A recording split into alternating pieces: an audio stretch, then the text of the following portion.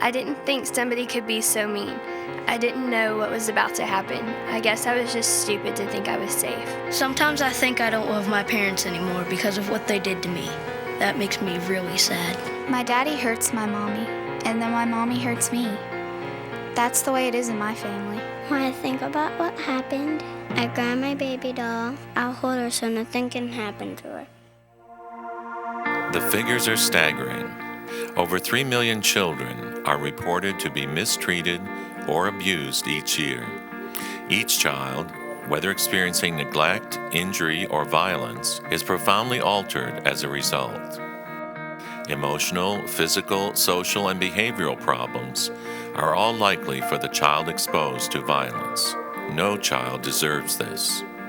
Carl Menninger once said that what we do to children, they do to society. And so I think that when I meet people and I talk to them about the center, sometimes they get really excited and sometimes they don't. And I think if you don't have compassion for the 5-year-old little girl that has been sexually abused in her family, or the 8-year-old that's been brutalized by community violence, it strikes me that your own sense of self-preservation might kick in, and you might realize that broken children make broken adults. That's why the center is here, to help these many children. And in order to make a difference, the center needs a wide variety of collaborators and community partners. In our collective hands, we hold the promise of change. I quit trusting people because if I do trust somebody, I'm afraid that I would get hurt. Now, I think nobody loves me. In my previous work with kids and families, it was like standing alongside of a river that was running rapidly, and you'd see kids floating by 3/4 drowned and heading toward the falls, and you tried to pull as many out as you could, and not very successfully. Since I began working with the center, I think we're using our research, we're using our living laboratory sort of approach to be at the head of the river, keep kids from falling in, or if they fall in, we snatch them out quickly, and I think prevent a lot of troubles that way. Dedicated to the enhancement of the health and well-being of children and their families, the Center for the Study of Violence Against Children remains on the forefront of research, service, and dissemination of information about child abuse, violence, and trauma. In exploring the center's mission, goals, methods, and successes, we invite you to help make tomorrow better for the many children and families served by the center. There was regret in the air.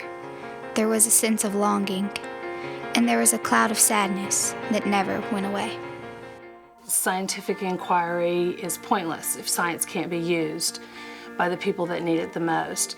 So underlying everything we do is a commitment that any research or clinical programming must result in effective outcomes for children and families where they live. That's our commitment and that's our vision, and I think that's what makes us unique. And they're not just doing the research for the sake of research. They're translating their research into evidence-based practice, which puts us in a great position for the future. When you get good people, who know what they're doing and have a commitment, and when I say a commitment, I'm talking about a real passion for the work, which is what we have. People who love the work. When you get people like that and you get a little money, then you start building.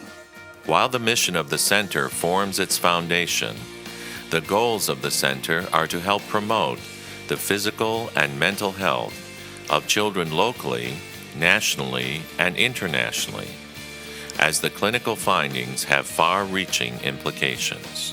And what the center is trying to do is to get to those kids as early as possible in their lives, even when they're infants, and to try to work with them and their caregivers so that they don't develop these lifelong problems and they can live a decent and healthy life.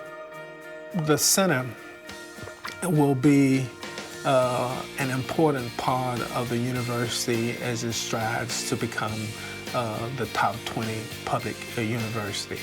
These are the examples of the things that we do that not only help the state of Kentucky, but have implications for the United States as well as the world. Over the many years, the Center has seen numerous successes and has made dramatic achievements in translating scientific discovery into practical results.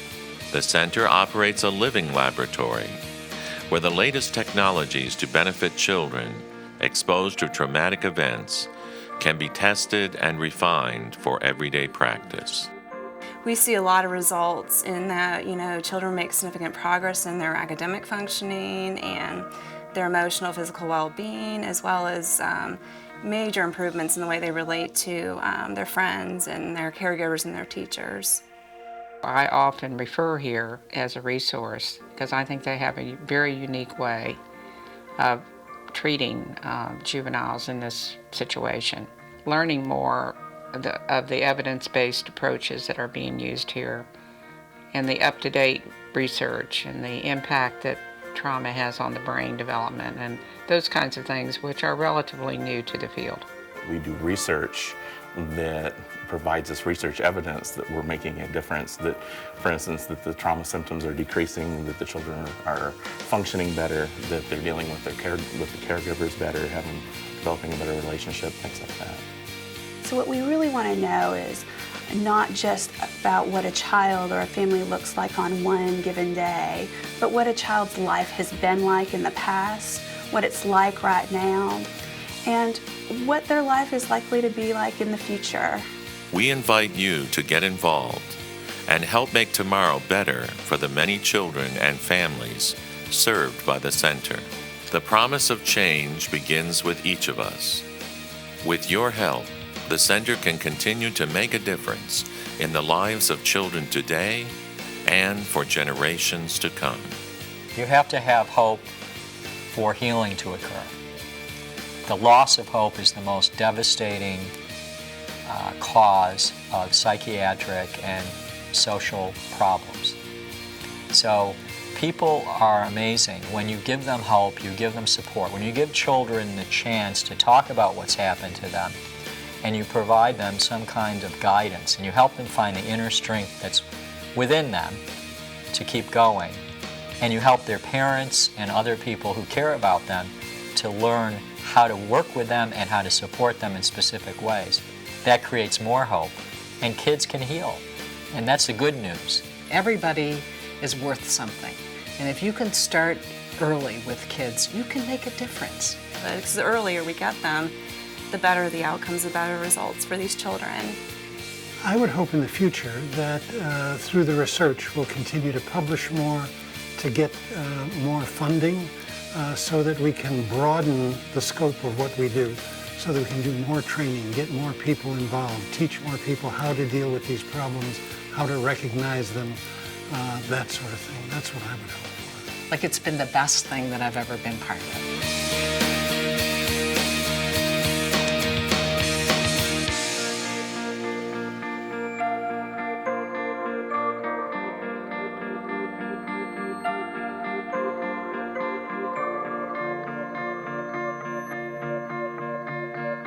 If I had a magic wand, I would change the world.